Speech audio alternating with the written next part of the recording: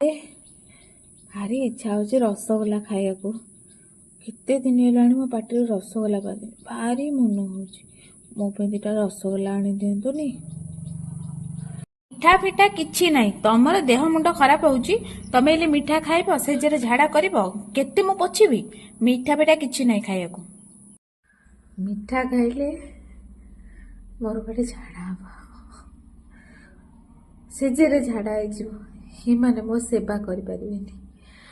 ବାରେ ଗଣ୍ଡେ ଖାଇବାକୁ ବି ଦେଲା ବେଳକୁ ଏତେ ବାରଣ ଚାରଣ।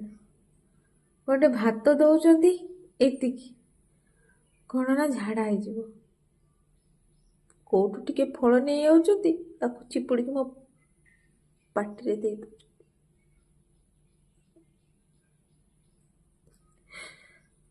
ଆରେ ବଞ୍ଚିଥିଲା ବେଳେ ଦିଟା ଖାଇବାକୁ ଦିଅ, ମରିଗଲା ପରେ କୋଉଠି ଯାଇ ଖାଇବି?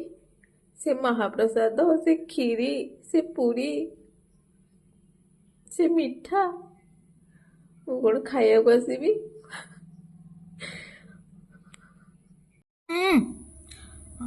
ବୁଢୀ କାଳେ ସଉକ ବାହାରୁଛି, ଏଇଟା ଖାଇବି ସେଇଟା ଖାଇବି। ଆଟେ ଦେହ ତ ସାଥ ଦଉନି, ଏଇଟା ଖାଇବି ସେଇଟା ଖାଇବି। କରିବାକୁ ତ ଟିଆଙ୍କର ବେଠିଆ ପଡିଛି ନା। ମୋ ଫଟୋ ମରିଗଲା ପରେ ଫଟୋ ପୂଜା କରିବେ, ନାନାଦି ପ୍ରକାର ଖାଇବା ସଜେଇକି ହେଲେ କଣ ହବ? ମୁଁ କଣ ସତରେ ଖାଇବାକୁ ଆସିବି?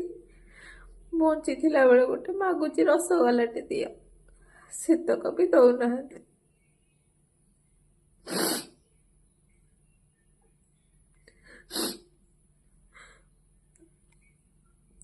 ମୋର ସେବା କରିବାକୁ ପଡିବ ବୋଲି ସଫା ସଫା ମନା କରିଦଉଛି, ତୁ ଏଇଟା ଖାଇପାରିବୁନି, ସେଇଟା ଖାଇପାରିବୁନି। ମରିଗଲା ପରେ ବନ୍ଧୁ ବାନ୍ଧବ, ସାଇ ପଡିଶା ସମସ୍ତଙ୍କୁ ଡାକି ଖାଇବାକୁ ଦେବେ, ଆଉ ମୋ ହାଣ୍ଡିରେ ନେଇ ମୋ ପାଖେ ଥୋଇଦେବେ କି ନେ ବୋଉ ଖା। ବୋଉ ଥୋଡ଼ି ନା ଆସି ଖାଇବ? ବୋଉ ତ ବଞ୍ଚିଥିଲା ବେଳେ ଗୋଟେ ଖାଇବାକୁ ଦଉନ, ମରିଗଲା ପରେ କୋଉଠି ଆସି ଖାଇବ?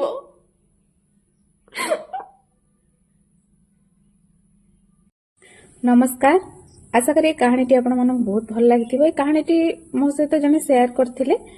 ଆଉ ବହୁତ ଘରେ ବା ବହୁତ ଜାଗାରେ ଏଭଳି ଘଟଣା ଦେଖିବାକୁ ମିଳେ। ଯଦି ଆପଣଙ୍କ ଘରେ ବି କିଏ ବୁଢାବୁଢୀ ଅଛନ୍ତି ବା ବୃଦ୍ଧ ଲୋକ ଅଛନ୍ତି, ସେମାନେ କିଛି ବି ଖାଇବା ପାଇଁ ମନ କରୁଛନ୍ତି, ତାଙ୍କୁ ଦିଅନ୍ତୁ ଆଣିକି। କାହିଁକିନା ମରିଗଲା ପରେ ସେମାନେ ଆଉ ଆସିକି ଖାଇବେନି ବା ତାଙ୍କର ସେ ଇଚ୍ଛାଟା ଆଉ ହବନି। ତ ଯେତେବେଳେ ବଞ୍ଚିଛନ୍ତି ତାଙ୍କର ଯାହା ମନ ହଉଛି ତାଙ୍କୁ ଆଣିକି ଖାଇବାକୁ ଦିଅନ୍ତୁ, ଯାହା ତାଙ୍କର ଇଚ୍ଛା ହଉଛି ତାଙ୍କ ପାଇଁ କରନ୍ତୁ। ଜୟ ଜଗନ୍ନାଥ।